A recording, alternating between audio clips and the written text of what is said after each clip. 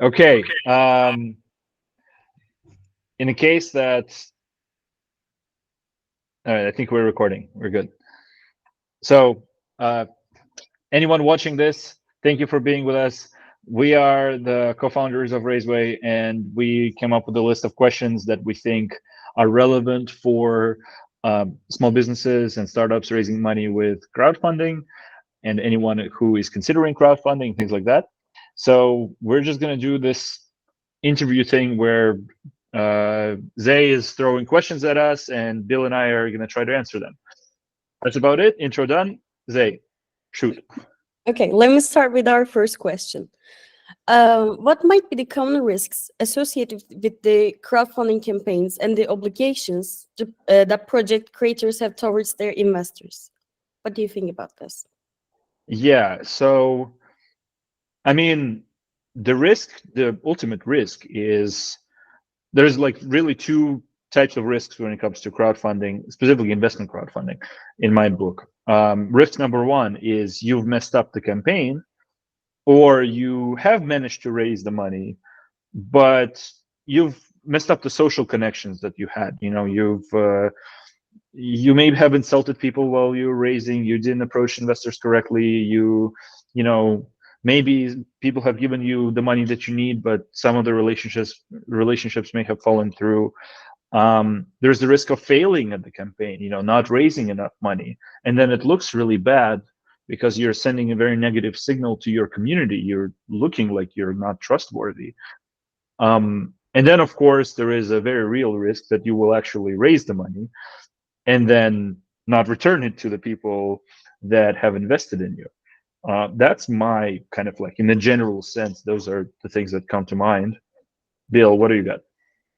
Yeah, so I think that the biggest risk that founders face or small business owners face coming to the crowdfunding space are absolutely the fear of failure, not being able to engage their crowd and raise the funds they're looking for. That's the number one fear that I find. And that relates to not being able to engage your community, that your community doesn't really support you the way you think that community is going to support you. And then the other big fear I think is that is actually reaching out and asking people in your community to support you through investment of dollars. A lot of people are really uncomfortable asking for dollars. And I think that one way to maybe alleviate that particular fear is to kind of shape this as that you're providing them with an opportunity to participate in the growth of your business. But those are the two biggest fears: fear that you're going to fail, and fear that you're not going to be able to really engage your community. I don't think many people at the beginning of the campaign are fearful that they may not be able to get the people their money back because they are so concerned with being able to raise the money first. Yeah, and that manifests, as when people do feel this fear, right? Like when they maybe are considering crowdfunding, but they have that all of this like jumbled, layered concerns in the back of their heads. They just won't go to their community members correctly. They will be afraid to ask for the money, and the risk of campaign failing in that sense is, like rises exponentially.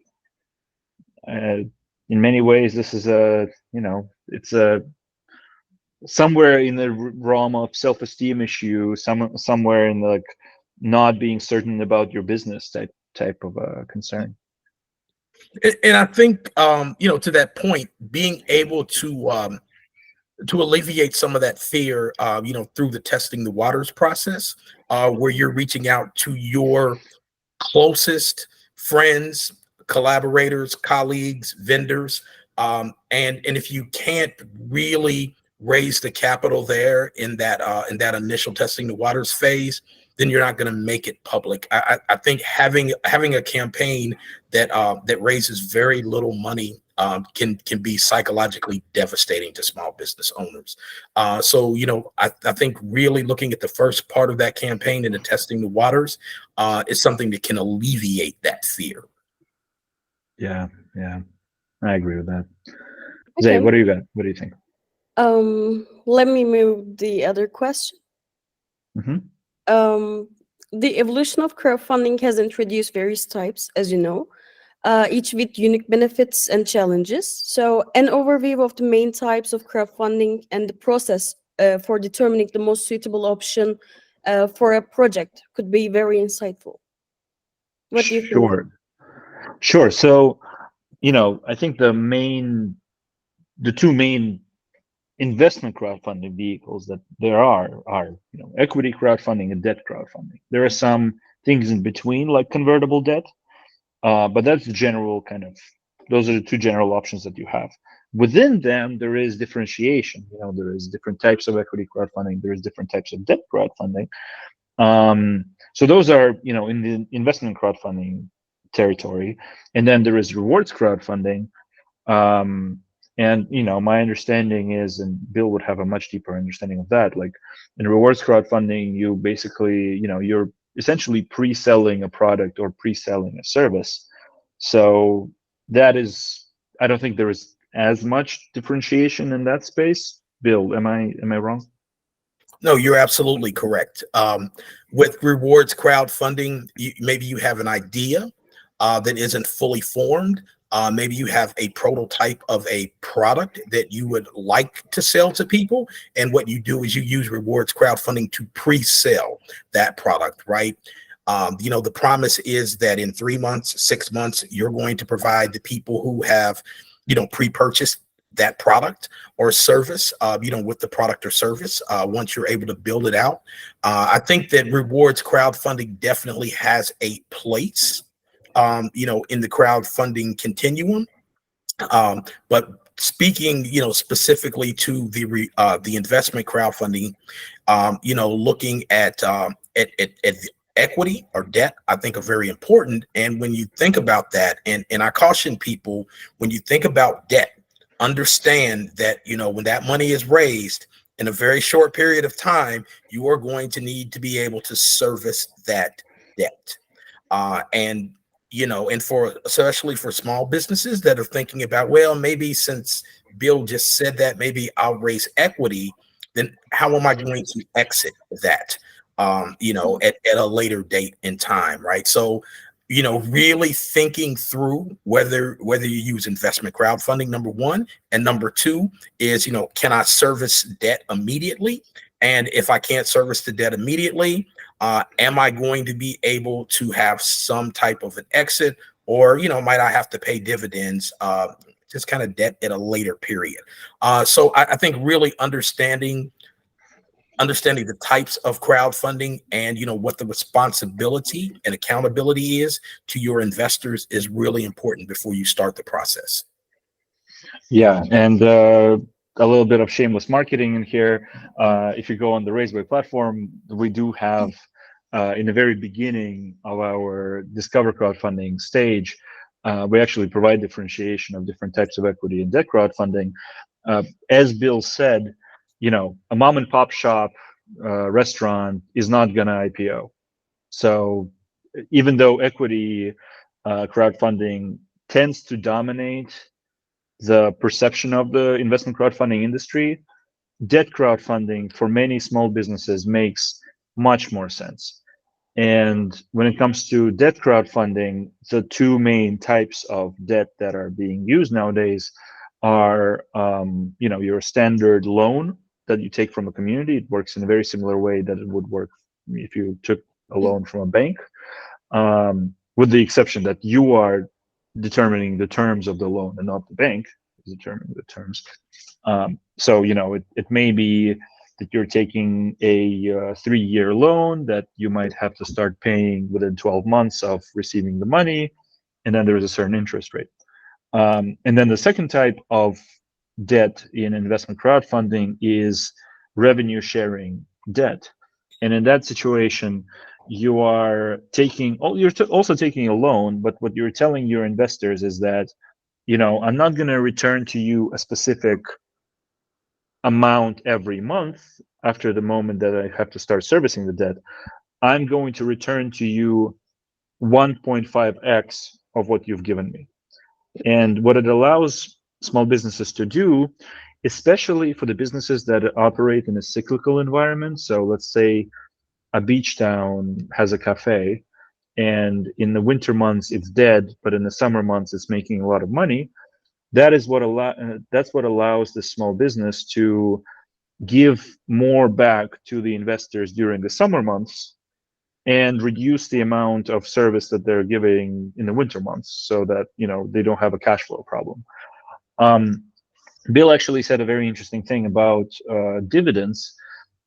I haven't really seen that much dividend-based equity in the investment crowdfunding space, but that could really be an attractive solution for small businesses, if they don't want to be thinking about having to service the debt. They just want to be giving a certain percentage of their profits back to the investors. But we haven't really been seeing that being offered by funding portals like dividend-based equity. It's certainly something I would love to see, but I believe that in the United States there is like a taxation issue, that if you're an investor that is receiving dividends, you're like taxed twice or something. I don't really fully understand that mechanics of that fully, but that would be really attractive, I think, for small businesses if that could be figured out. Mhm. Since you mentioned marketing, let me ask something on this. Can you give some insights into key strategies for effectively marketing a crowdfunding campaign to reach the target audience and achieve funding goals? And how can it be achievable? Sure. So, I mean, there is well, the first thing you have to really understand is what are your current most promising and most active marketing channels. That may be event marketing, that may be ads. It could be like you have maybe a huge newsletter subscription with thousands of people in it. Maybe you have a very active Instagram presence. And then you kind of have to understand where you currently have your strengths in marketing, and where you have your what are the channels that maybe need to be pulled up a bit and invested a bit into for you to be successful. But I think the key point that we really try to get across in our methodology on the Raiseway platform is that the majority of your investors are going to come from the existing community, not only of the business itself, but of the founders, of the business owners. And so a lot of this marketing is really warming up the existing community. It's people knowing what it is that you're building, who you are as a person, why you can be trusted, why you're a part of this community. And so by the time that you come to them with the investment question, they don't feel like you're some outside person with a handout, give me money. They feel that it's very natural for them to support you, and it just makes a lot of sense because you're obviously giving it back to their community. And I know Bill will have a point about consumers being the best investors, so I'll pass it to you. Yeah. So the one thing I would say, going back to the beginning of what you said, is it's really important. And I think the most important aspect of marketing is to know who it is you're marketing to, who is your audience. And that could be multiple audiences. But I'm going to talk to my customers different than I'm going to talk to my vendors. Right. So, the first step for me in marketing, and that's after I have really done a strong outreach to the people that I know, but that there's even some segmentation there. It is really understanding who it is that I'm reaching out to. That's the first step. And then, how am I going to reach out to them? What's going to be the best channel? As Peter said, over 50% of the people who are going to be your investors are going to come from your network. And your network does not necessarily mean people that you know. It could be people that you know who know other people, who potentially even know other people, right? But there in between there is this peer-to-peer trust, right? That's built maybe with you and your primary or secondary or tertiary network, right? So understanding, what would motivate those people to invest in your business is really important. So understanding who they are is going to kind of be that first step. I think that content marketing is vital. As Peter said, I don't want to have one contact where I say, hey, how you doing? It's been a while since we've met. And the next contact I have with you is, hey, please invest in my business. I mean, I want to tell people about my business. I want to tell people why my business is important. I want to tell people, how it aids the community. There's a local campaign that I worked on, and the main part of that campaign was to provide a place in a particular neighborhood where people could meet, where people could have a coffee cafe, grab a quick snack or a small bite to eat. And that motivated people a lot more than, whether or not the coffee came from, the mountains of Central America or Ethiopia. That wasn't as important as having a place where everyone could come together. So it is vital that you understand who it is that you're talking to, what motivates them and what will motivate them to invest. And then, using that content marketing, talking to people. And the last thing that I'll say about marketing is having webinars and being able to get face-to-face with people and answer questions. Don't be nervous about not being able to answer every question, because we're all human and people know that you don't know every answer. Make sure that you tell people that you don't know the answer instead of fumbling around, and then get back to them. Make sure that you do the follow-up. But it's important that people really know you, because most of the time what I find is that people are really investing in you and your team more than they're, like I said, investing in, whether or not your coffee is from the highlands of Central America or Ethiopia, right? It's you that they're investing in and, what you bring to the table. So getting to know people and allowing people to get to know you is the most important thing, especially for small businesses. Yeah, Okay. it's I'll add to that. There's an element that I really like the conversation about social capital that is being spent in the crowdfunding campaign. There is financial capital, and then there is social capital, and there isn't. It's kind of a niche topic in our community. It's kind of like, I can go to some friends of mine that I know from university or from art circles. Well, many of my friends in the art circles, they might not have disposable money, and I would never want someone to invest the money they don't have, that they can't just invest and forget, essentially, because investment crowdfunding investments are very frequently not liquid. You're not going to see the money for a while, especially in equity crowdfunding. You should just assume that it's gone and never comes back. But it's a little less risk in the debt space. But at any rate, there's these friends of mine. I wouldn't want them to invest. I wouldn't want them to risk the money they should be saving for more essential things like rent, food, etc. But they have social capital. As Bill said, it's a few handshakes away from someone who might actually have disposable income and have the income that they would like to invest. And so if these people spread the word on our behalf, right? If they like a LinkedIn post or a Facebook post or reshare something or tell their friends about the product that we're building, that is great. That is fantastic. It's not, we shouldn't ignore them. They don't have money, forget about them. If people are willing to spend social capital on your behalf, that's great. That's what makes crowdfunding, investment crowdfunding specifically, marketing stronger, because very few people invest based on a Instagram ad. You're not going to invest on one email, on an Instagram ad, but you might invest if a friend or a family member who is dear to you reaches out and says, hey, we've heard about this company, I'm in no place to invest, but maybe you'd be interested.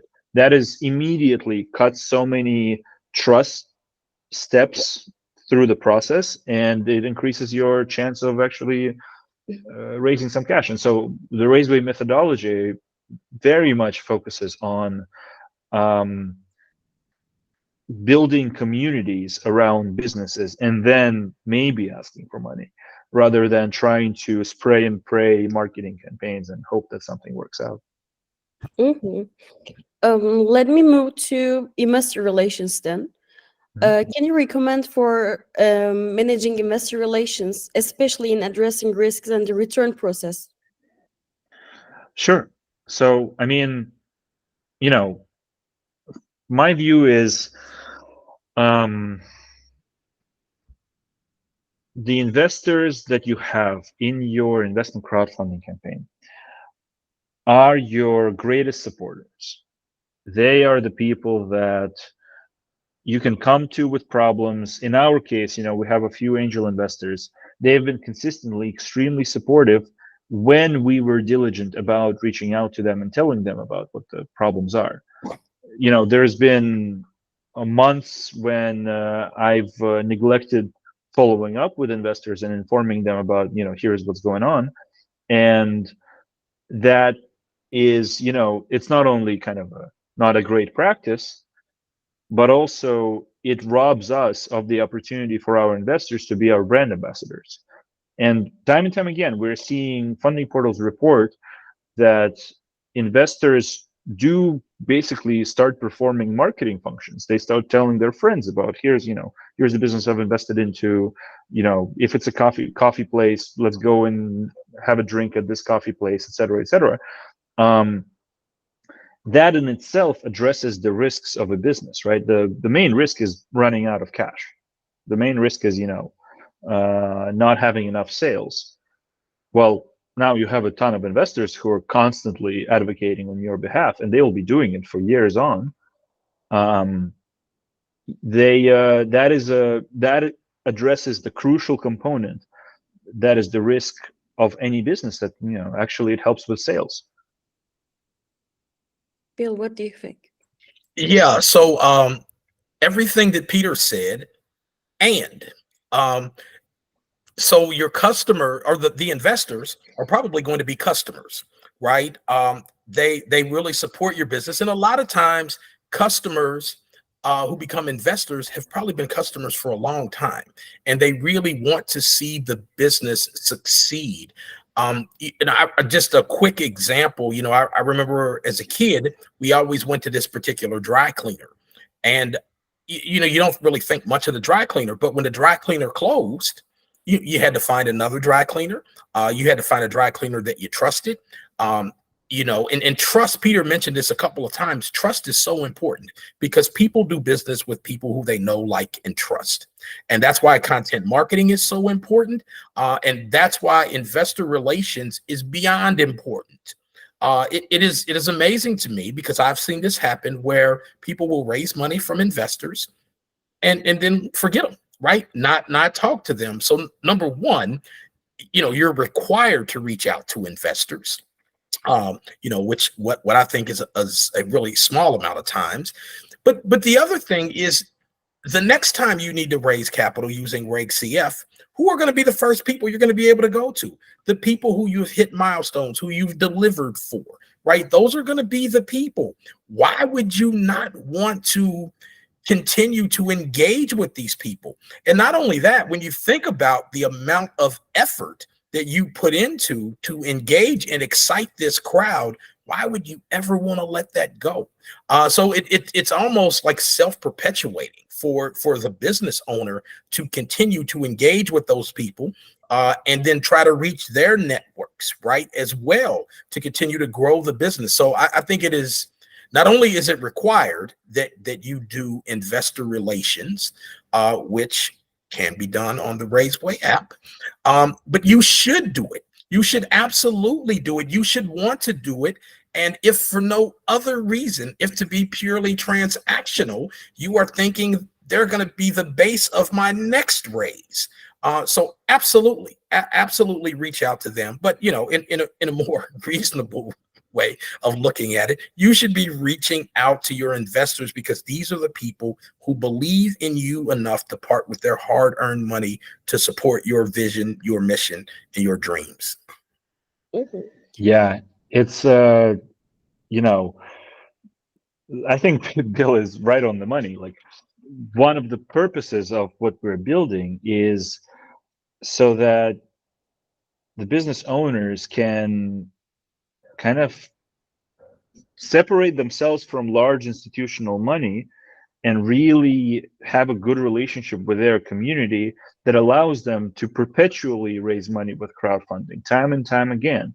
Um, if you, as Bill mentioned, if you're going to let that relationship deteriorate, um, you know, what you don't want is buyer's remorse.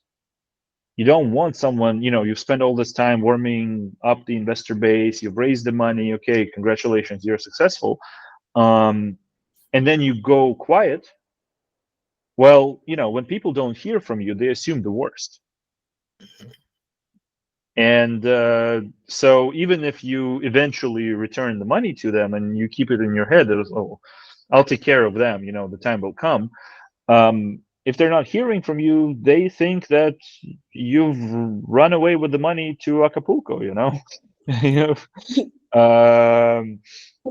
And if the investors feel sufficiently that actually something bad is happening, right? Something borderline fraudulent, God forbid, is happening. Well, the real risk here is that they actually can sue you. That is, you know, we don't see this in the crowdfunding industry, but transparency as to what is happening in the company, and consistent transparency, and being open about what went wrong, what happened, where support is needed. And it's not only financial support, right? It's not only like in a year that you're going to need some financial, you know, additional crowdfunding. It may be hiring. So that happens very often, and that's one of the services that venture capitalists provide, right? Like, venture capitalists, when they invest, they tell you that they're going to help you with hiring. In reality, it's very rarely that that happens, but that's something that they claim. Now, in investment crowdfunding, instead of, you know, one VC principal who now for some reason has a board seat on your board of directors, you have 40, 50, 100 investors who are all specialists in their own thing. You know, one of our investors breaks down nuclear power plants. Another one is a senior investment analyst at a bank. The third one is a CRM expert. The fourth one that we have, and these are all our real investors, is a sales expert. Fifth one is my father, who is a doctor slash therapist to me.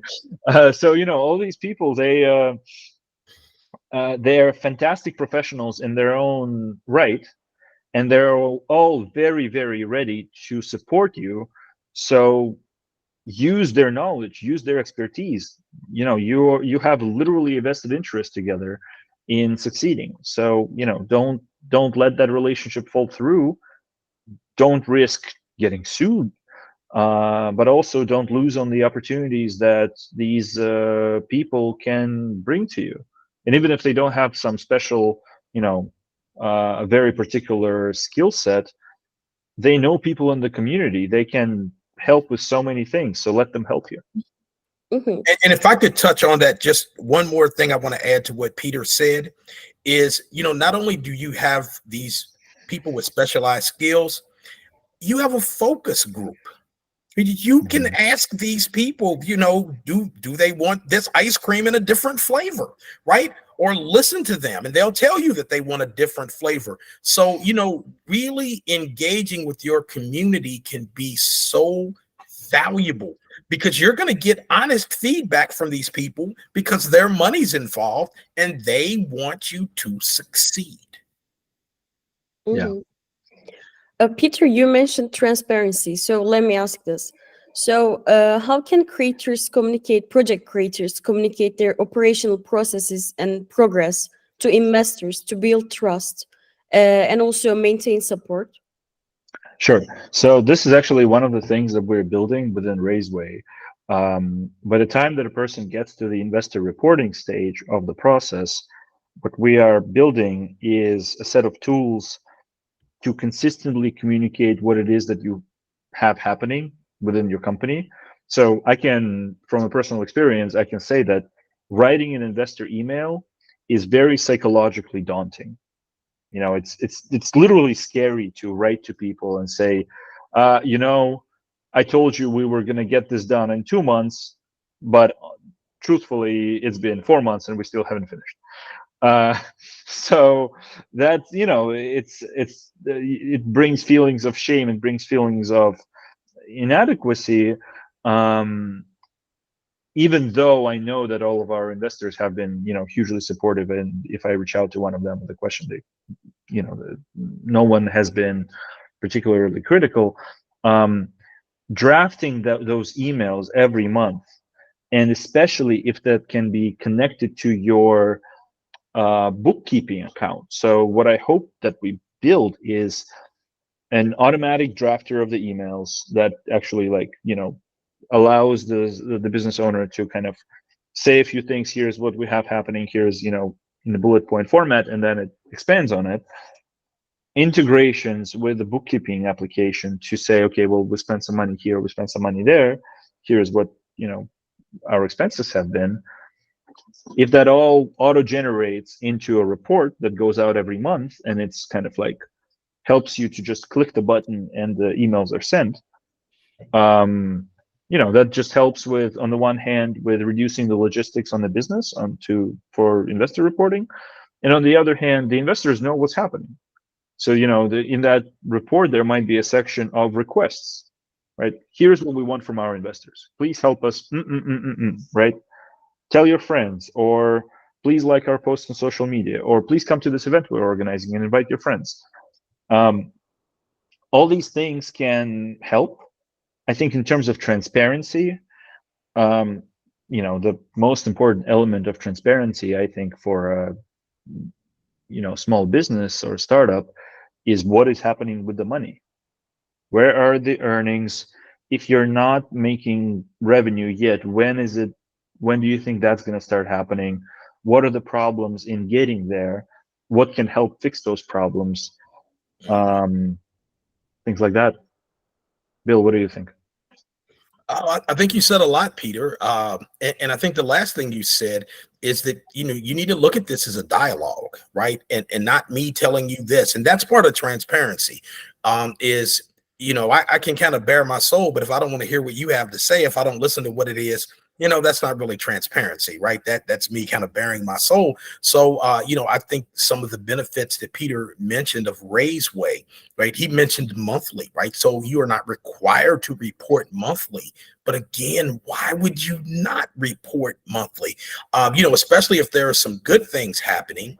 And you know, I said especially, but even more importantly, if there are some things that need to be addressed, you know, reaching out to your investor community and asking them for help, asking them, you know, maybe you lost a vendor, maybe a vendor got to be too expensive, and maybe there's someone in your community who can point you to another vendor, right? So, you know, I think that dialogue is important, that you, in investment crowdfunding, you know, you almost want your community of investors to be part of the family, the business family, right? Because they are, and they probably want to be treated as such. So I think it's important that you do reach out at least monthly, and maybe more often if something, you know, if you hit a milestone. You know, I think it's just important when we talk about transparency, is that you share the good, the bad, and the ugly, ask for help, and listen to what people say. And not only does that provide transparency, but that's how relationships are built, right? And trust. Mhm. Yeah, yeah. So let me ask this, since you mentioned personal relationships. How can the process of asking for financial support through crowdfunding be approached to minimize feelings of shame and potential harm to personal relationships? Bill, what do So, you got? so the first thing I say is don't ask people for money, right? Frame it as an opportunity, right, for people to invest in a startup, in a small business, to take part in something that is changing the community, to have an active role in, an active opportunity, an active role in a business that's needed in the community. Maybe if we're going to use some of the funds to hire a person, right, you're helping to create jobs. So I think it's all in the way that you frame it, and it definitely needs to be framed as an opportunity to participate, right? And not necessarily as me asking for money, because you're not asking for money, right? You are allowing someone to invest in this business that you have. And that business, right? The hope is that with these funds, that business is going to provide a service, a product or service that the community doesn't have easy access to. It's going to create jobs. It's going to be able to create wealth for people in the community. So I think it's important when we think about reaching out to investors that we frame this with the investor in mind. I would say one of the biggest issues that I've run into with founders and small business owners is that they think about their business, they think about their product, they think about what it is that they want to do. And, it's hard for someone to want to invest that way. I think it's all about, framing them, framing the opportunity by centering either the community or centering the investor, centering, what the benefits are going to be to the investor, to the community, and not just, you're not going out there like somebody walking up the street saying, hey man, I had a rough day. Can you give me $5? No, this is an opportunity for us to build something. And that's how it has to be framed. And you have to center the investor or the community or whatever the benefit is going to be. Hmm. Yeah, Peter. there's this this phrase that I really like. Ask for money, get advice. Ask for advice, get money. It's not. It's not exactly this, but to Bill's point, it's not a donation.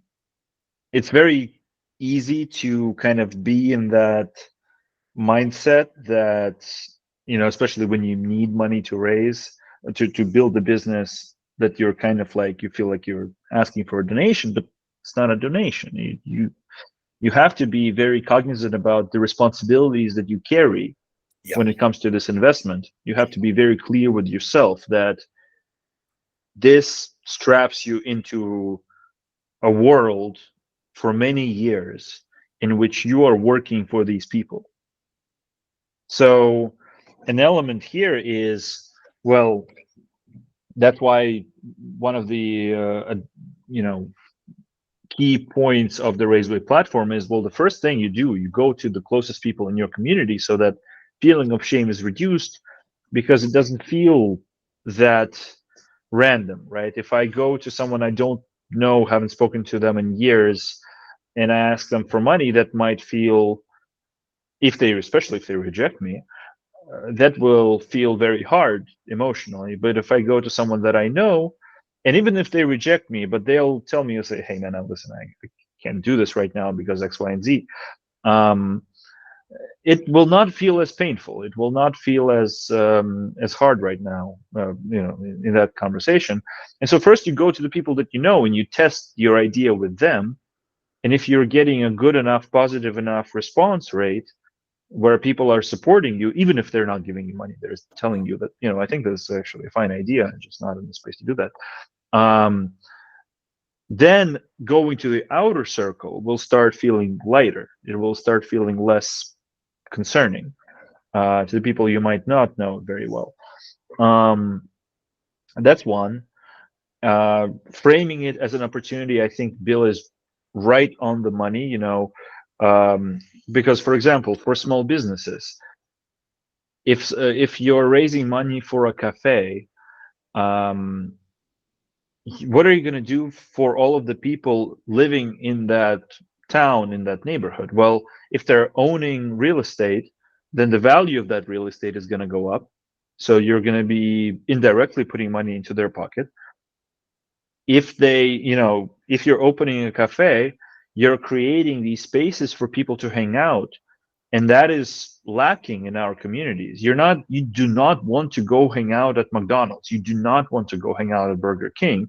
You want to hang out at mom and pop shop where the owners are going to let you run a birthday party in there, maybe a music event, maybe you'll do like a presentation. It will feel way closer, way personal, and there is inherent value in that. For almost any business that you can build, having a community around it, having that warmth of the relationship, is fantastic. If people can't invest, well, that's fine. But um, as long as you're clear with yourself that what you're doing is, that this is not a selfish motivation, that what you're doing is you're working for the people in your community, and that capital isn't a donation, but it is it's the tool for work. Well, it becomes a lighter relationship. Mhm. Let me focus on a little bit more on small business owners and small businesses. So, for small business owners, what might be the benefits of considering crowdfunding as an alternative to traditional lending methods? What do you think? Bill, what do you think? Yeah, so I think there are several, especially for small businesses, small local businesses. Here's an opportunity, if I use some type of debt instrument, here's an opportunity for me to, instead of taking the money to, one of the big banks, because small banks for the most part don't exist. Here's an opportunity for me to allow my community to play the role of the bank, right? So, the interest payments that I return are going to be returned to the people in the community where I live. So not only am I going to be providing a benefit, whatever my business produces, right, whatever product or service is, that's going to be a benefit to the community. Not only, I might hire people, from the community. Also, I am going to be returning dollars to the people from the community. So instead of using, banks, here's my opportunity to bring together a community of people who live in the community, people who are my customers, people who are potentially my vendors, people who work for me, and allow them to financially benefit from the success of this business.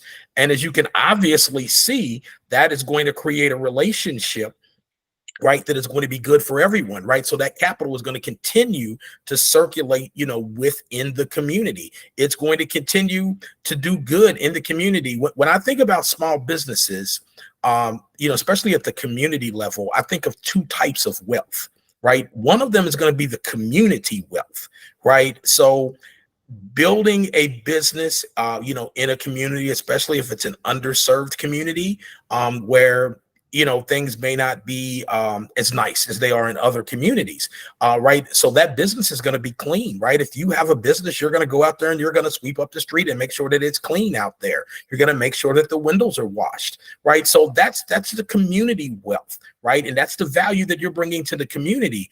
But also, if the members who have invested, that your investors are getting a financial return, then they're, you talk about building trust. That is going to be a trust building opportunity. If they're getting a check from you, right? They are going to be customers. I mean, when you walk by a place, and again, this is something that I've had the opportunity to benefit from by investing in local companies, is, now I have there's a piece of pride in me, right? I own this. I have some ownership in this. It's, I don't own the whole thing. I'm not the majority stakeholder, but there's some pride in that, right? And I think those intangibles are really important when you think about small businesses. Real quickly, I'll tell a quick story, and I'll make the story really short. There was a business, and this was kind of like during COVID, and everything had kind of come to a halt. And the business owner, they didn't know what they were going to do, right? They weren't making any revenue. So they felt like the restaurant's real power was the ambience, right? People came there because they loved the atmosphere of the restaurant. And after a little work with this particular client, and he got the nerve to ask the questions, right? What he found out was that people liked the food, so they would order takeout, right? And not only would they order takeout, but they would be willing to do some type of crowd fund where they provided them with the capital they needed now, and at a later date they would still be able to keep that business in the community. And I think a lot of times with small businesses, people have been coming to your business for 5, 10, 20 years. They care about the business, they care about the founders. They're not coming there just because your donuts are cheaper.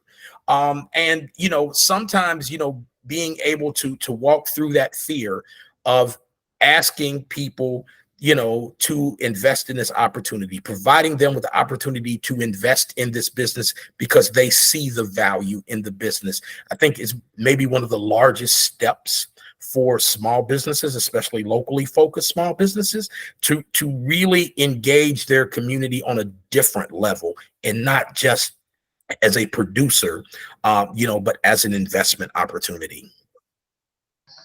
Yeah, I will add to that.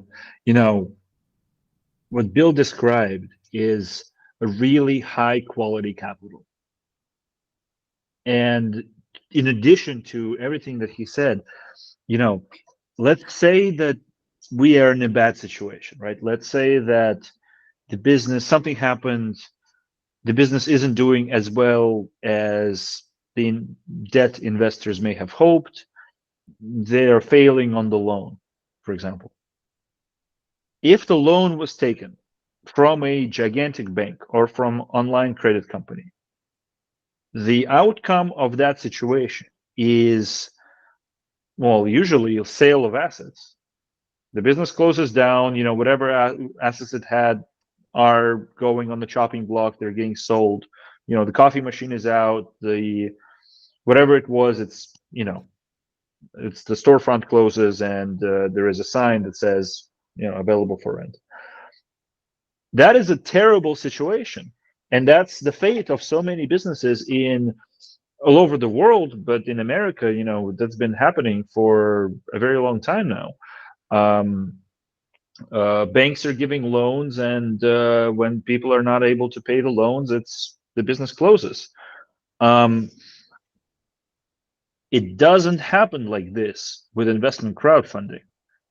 Even if the business is not able to fulfill in the loan obligation, yes, there should be some kind of a rearrangement, right? Maybe the debt converts into equity, and the business and the community starts getting dividends from the profits, right? That's a standard situation that happens in bankruptcy courts for gigantic corporations. But it doesn't happen like that when the bank invests in you. But it can happen like this when the community invests in you. The community does not necessarily want only the profit from the business. They are interested in continuous survival of this operation, and they will go with the business owner through the motions of making it work. They're not gonna, unless the business owner really messed up and, I hope not, like committed fraud or something, right? Like, or acted in a kind of in bad faith towards the community. If the person remained a good community member, the community will invest in saving this business, in making sure that it works. And that just speaks to the high quality capital that this is. If you go to the other side of the equation, right, you go to a large bank loan or merchant cash advance or an online credit company, there's a lot of terms that are written in fine print that can seal the fate of the business. The interest rate can be really, really high on those loans, making, repayment impossible. A lot of terms may be untransparent. Um, repayment terms, like not just the things in fine print, but the amount of capital that the bank might offer to the business might be too low, not enough to actually support its operations with a very high interest rate. I mean, I'm repeating myself here, but you get the point that it's like, um, we are describing a really high quality capital situation in which there is a vested interest in continued existence of the business by the community versus very detached finance only relationship that the lenders, the institutional lenders, have to the small businesses that they lend to. And you know this the capital quality question also extends to startups that use investment crowdfunding. You know, venture capital funds, not all are bad, but there is a tendency to pressure companies into blitz scaling. Once you raise the money, you have to spend it ASAP because the fund is going to close down in 4 to 5 years. The average length of a venture capital fund is like 6 years, and so the first 3 years they make the investments, the second 3 years they make the exits. And God forbid you don't manage to get an exit for them to pass the hot potato to the next investor. Well, you know, they will be quite upset with you. And chances are that they have a seat on the board of directors, so they can actually have an impact on what you do. Because you're setting your own terms in investment crowdfunding, you're not pressured like that. And your investors are not detached from you. They're members of your community. Very often they're consumers. I mean, they want to continue receiving the service that you're offering. It's a more complex, more rich relationship than a purely financial one. So I think that's one of those benefits for small businesses as well. Hmm. What about crowdfunding's perceived complexity and overwhelming nature? I mean, how it can be simplified for small businesses? Yeah, I mean, you know, logistically, this is as you said, this is an intensely complex process. It has a lot of uncertainties. Even if we put aside the risks of the campaign, right? All the risk of failure and so on. Um, Very often, businesses don't know how much they're going to spend on crowdfunding consultants. They don't know how much they're going to spend on the lawyers. They don't know what is the success fee that the funding portals are taking. Are there any type of hidden fees within funding portals? They have no idea how much money they're going to spend on marketing their crowdfunding campaigns, and which marketing strategies they should engage at what point. What should they do now? What should they do later? um, all of these steps are unclear, and this lack of clarity is essentially what started Raiseway 3 years ago, when I was trying to be a consultant for my friend's startup, and they asked me to look into investment crowdfunding, and I couldn't figure out what to do. And so there is Raiseway that is trying to solve these problems and automate these steps to the maximum. There is some crowdfunding consultants that can help with these sorts of things. We think that our solution is very, very budget friendly, and it's built to be this way. At the same time, we have colleagues in the industry that provide a great service, and respect their work. But essentially, you need a guide in the process. You need to automate this process to the most. Have to be very clear about the things that you are gonna do, and about the things that you're gonna, put less effort into. And it has to be really structured in, right now we're doing this, then it's gonna materialize into that. Here are the people that we're going to be raising money from. Here's the people I'm going to reach out to first. To these people I'm going to reach out to later. it's a very highly structured process. I, I mean, I'm very proud of the product that we've built. And to anyone listening to this, I would say go on Raiseway. Uh, it's very cheap, and we've broken down the process for you, and we're constantly putting new applications, new tools into it, so that the raise is as seamless as it can be. Bill, what do you think? Yeah, so that's an interesting question, because I think I come at this from a different angle than Peter comes. When Peter first mentioned this opportunity to me, I jumped with both feet because I was like, okay, this is an enormous opportunity, because it is complex. It is a lot of work.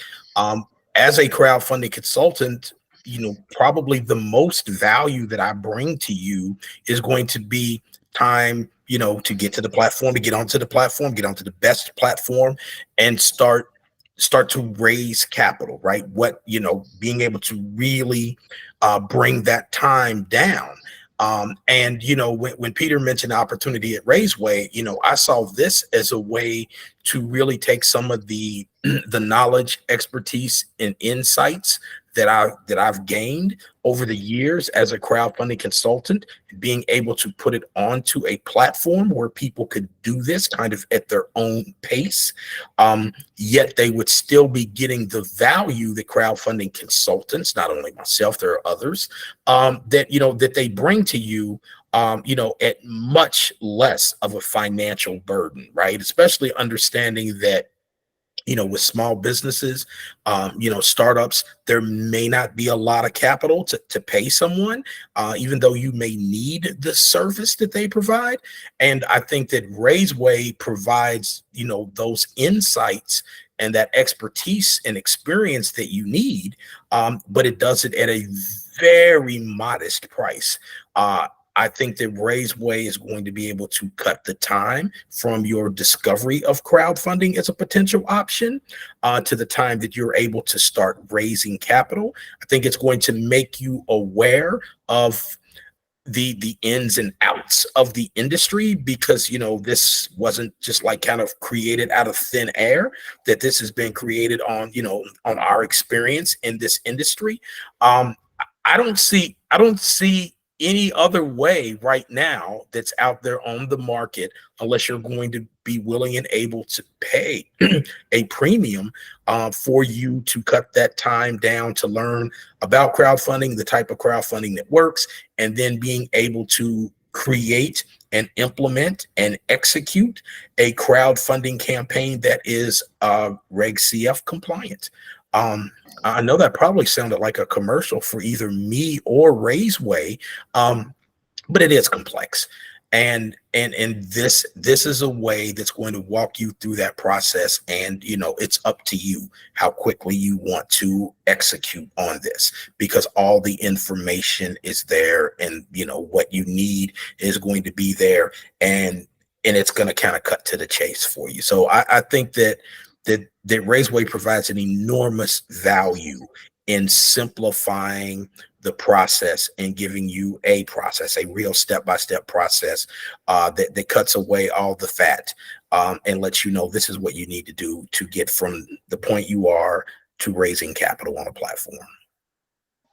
Yeah, and it's like, this is something that we struggle with internally, right? Like, at what point do we have an actually product that is worth the time of our users, of the small businesses that might be raising money with crowdfunding? And of course, there's always that desire, at least in me, but I think all of us share it to an extent, right? It's like, well, at what point are we ready? At what point are we actually delivering value? And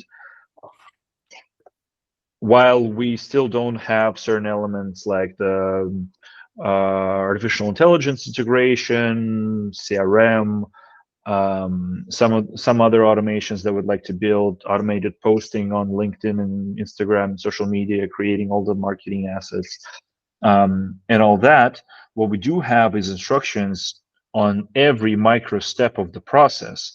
And to our knowledge, Bill and I both see quite a bit of the industry. Bill has been in the industry for a long time and has seen, is familiar with quite a lot of products. To my knowledge, I don't see any service that does this. There are certainly services that we draw inspiration from, and we respect the work of what different funding portals, consultants, and other service providers have done in the industry. But there is no unified platform to take you from the point of I don't know anything about crowdfunding to I've been reporting to my investors for the last 2 years and I'm preparing another campaign. So yeah, I mean, and another point here is if you feel comfortable hiring a crowdfunding consultant, Raiseway platform can support this as well. You can add the consultant as a team member and do this together. So you just use us as a as a step-by-step process and manage the campaign through us if you have some extra capital and you need you would like to buy time of a service provider, so that will be perfectly fine. Hmm. Peter, previously you mentioned funding portals Bill, and you're Yeah. need to. I'm sorry, Zay. I just had to kind of say something to what Peter just said there. And I think that is another enormous benefit that I did not mention is that we do continually work with those crowdfunding advisors, those crowdfunding consultants. So instead of having to pay someone through the whole process, Raiseway allows you to walk through the process. And then if there is a stuck point where you need someone, then you can pay only for that hour, only for that 30 minutes, only for that 2 hours, and then continue on with your campaign. So I think it's very important that people understand that Raiseway is not kind of the end all to be all, but we are a resource that helps people to get through this in a very cost effective way. Yet we still work within this industry. Yeah, we seek to be an ecosystem service. There is no aim to displace service providers in the space, but to create business for them essentially. Hmm. Peter, you mentioned funding portals, so I want to ask how small business owners should choose the crowdfunding platform for themselves. For example, I mean, what considerations might guide them? Sure.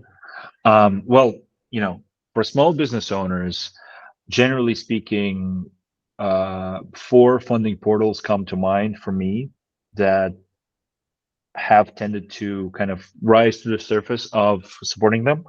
Um, those would be Honeycomb Credit, Mainvest, SMBX, and WeFunder to an extent. Although WeFunder also works with quite a lot of startups. I'm sure there is funding portals that I'm neglecting to mention right now, but these are like the top funding portals that, in my knowledge, work with small businesses. Um, the considerations are as follows.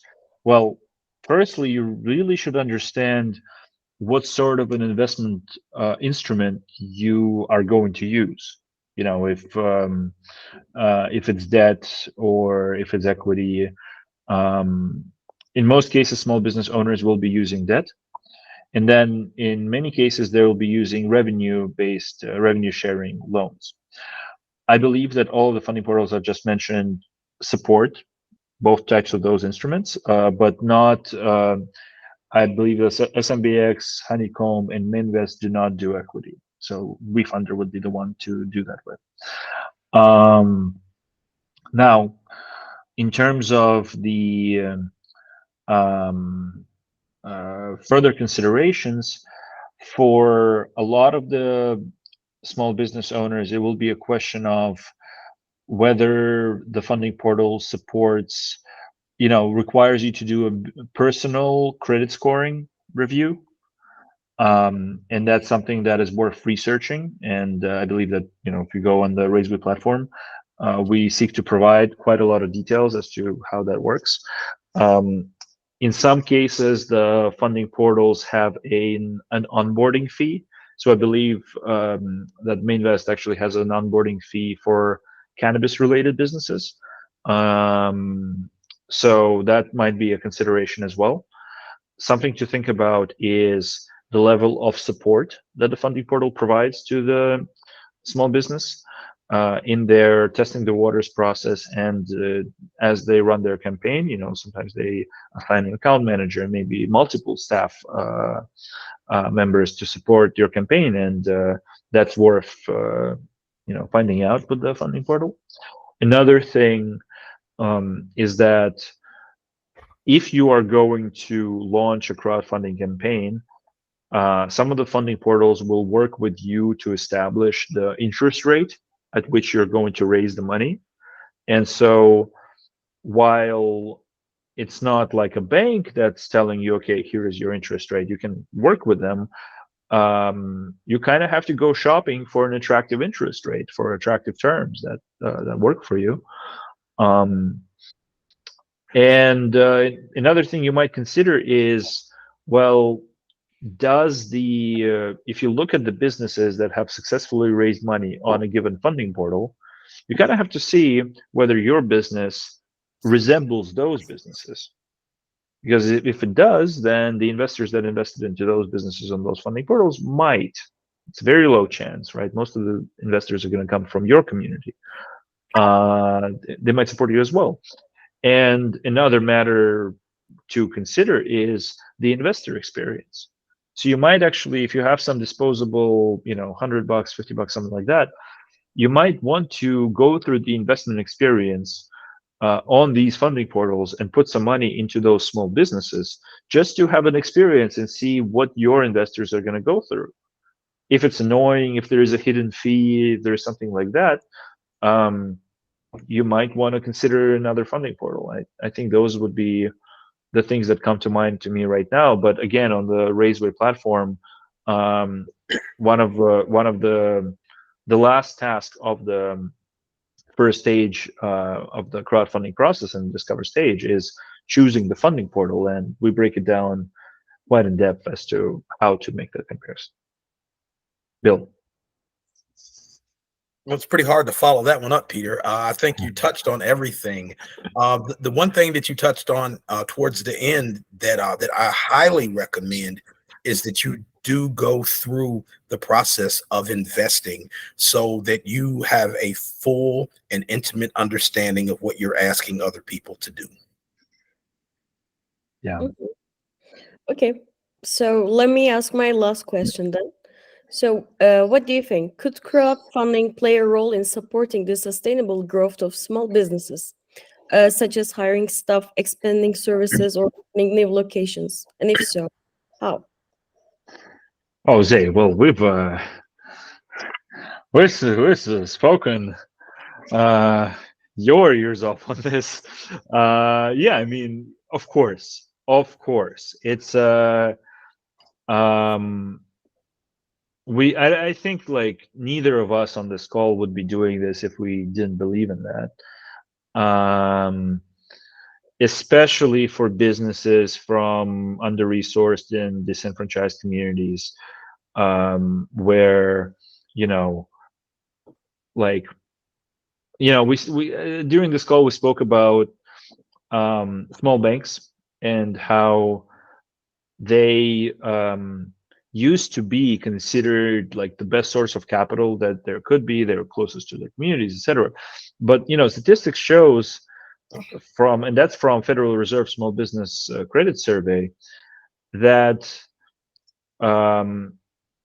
small banks lend twice as much capital to white-owned businesses than to black-owned businesses, for example, or to other minority groups. There's persistently issues related to discrimination that's not always bigotry, right? It's not always like that the the banker is a racist or doesn't like gay people or hates women. It's that um, there is institutional problems with credit access, and sometimes these problems are related to, they're derived from credit scoring, from personal credit scoring on the business owner. you know like the classic examples are, if are from the LGBTQ community, let's say that you're a trans person, and you've had problems with stable income, you wouldn't get hired, you couldn't get access to family support in terms of capital. Well, that will impact your credit score, and if that impacts your credit score, you go to a bank. Even if the banker is completely is a completely friendly person to a person like you, they look at your credit score and they can't issue credit to you. But your community knows you. Your community knows that you're a good person, that you're honest, that you're trustworthy, that you know how to run a coffee shop, or a startup. Your community will support you. And so for the people that, for whom the system hasn't worked, this is a great solve.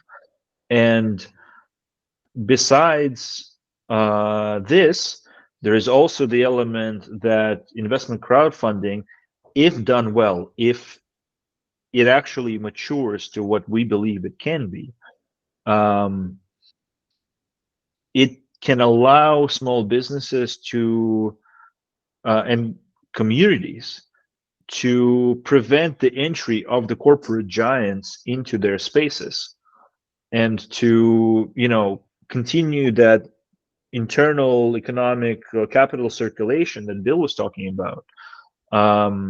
It's something that I lived in Brooklyn for some time, and we had a kind of this truism that was going around, that the moment Starbucks enters your neighborhood is over. It is done. Because Starbucks enters, the rents go up, small businesses are displaced, along with small businesses. As small businesses are displaced, more expensive, more high-end businesses move in, and eventually this gets to the people, and then gentrification does its work, and the poor people that used to live in that neighborhood are displaced along the way, and you get Williamsburg, like you have in New York. And then the other side of this equation is, if it's a poorer community and you have one of those, I don't know, Dairy Queens or McDonald's moves in, they hire the workers at subpar wages. The profits are moved away into the offshore bank accounts in the Cayman Islands. The community never sees the profits. The corporations are not paying their fair share of taxes, so the roads are crumbling, the schools are crumbling, the number of students per teacher ratio increases, increases, and the business owners, the franchise owners may be earning something, but it's not a social space. It's not a space for the community to hang out. It's not like that. The profits out of these businesses suck the profits out of the community, and when there is nothing more to extract, they leave, leaving the communities impoverished. And so in both of those cases, the presence of large corporations does damage to the sustainability of the communities. And in both of those cases, investment crowdfunding is a fix. So 100%, I am very much partial to this, to what we're doing here on an ideological basis. I believe that this can save small businesses and their communities. Yeah, so I think the power of investment crowdfunding is that your money is in your crowd, right? Your ability to build an excited and engaged crowd of investors. So I had a business many years ago. It was called City Life Local Food, and the goal was to provide food opportunities, fresh food choices and opportunities for people who lived in urban food deserts. And, that food was going to come from small family farmers who needed markets. So we came to a point where we couldn't get the funding that we needed. The bank said that we were too early, which I agree with. We were early, but we were definitely showing some traction. So we went to the city, the economic development. They said they would write us into a grant. We were never written into a grant, and we kind of disappeared. Fast forward to 2018, and one of the first campaigns, that I consulted on Buy the Block was a woman named Ina Jones, and she had a company called Roots and Vines, and it was very similar to the work that we did. And she needed to raise capital. So what she was able to do was to go to the people who lived in those food deserts, raise the capital that she needed in order to get that business started and operating. And even today, that was 2018, and now even today, she has created, multiple Roots and Vines on the south side of Chicago. She has been able to bring a group of Black farmers from Illinois, together to actually provide the food to these urban food deserts. So she's been able to have some impact on the urban food deserts. And those were all things that I wanted to do, that we wanted to do with City Life Local Food. And for me, the difference is investment crowdfunding, period. That's the difference. That was community-led economic development. She didn't have to wait for anyone. All she had to do was go to the community that needed the services and products that she was going to provide, talk to them about it, gain their trust, and they were willing to invest in this business. And this is still a functioning business, right? So that to me is the answer to your question. I have seen it in action. Thank you. Yeah, I love that, man. That's a fantastic story. I don't have any more to add. I have no more questions. All right. Well, I really enjoyed this. Thank you, Paul. I did. Let's exit the recording.